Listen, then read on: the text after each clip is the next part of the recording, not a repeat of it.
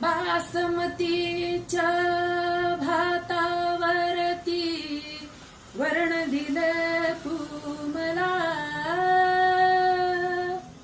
वरणावरती धार तुपाची देशील का ग मला.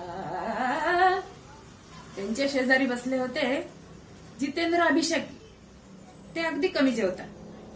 त्यांना वाढायला लागल्याबरोबर ते काय म्हणतात, माझे जेवण झाले झाले, भात असो की सूप असू दे, पुरणपोळी वा भजी असू दे, काही नकोसे झाले झाले, माझे जेवण झाले झाले.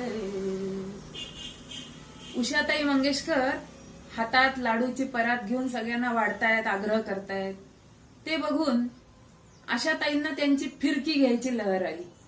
त्या काय म्हणाल्या, लाडूची परात तुझ्या हाती, मजेत सारे हे लाडूच खाती, जिलबी नको बासुंदी नको, लाडूच सर्वांच्या हाती, बदाम काजू आणि बेदाणा कुठं दिसना मला, बाई बाई कुठं दिसना मला, इथं दिसना तिथं दिसना, शोधू कुठं दिसला ग बाई दिसला, मला लाडूत बेदाणा दिसला ग बाई दिसला. हृदयनाथ मंगेशकर जेवायला बसले आणि तिघी बहिणी त्यांना आग्रह करतात.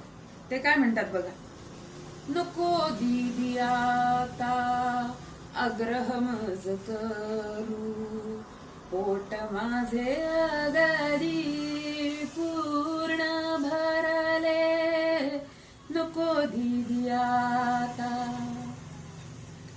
आज जेवणात कढी खूप सुंदर झाली होती बरं का.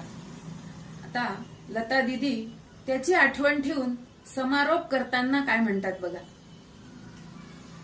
जेवणात ही कढी अशीच राहू दे, भोजनास सर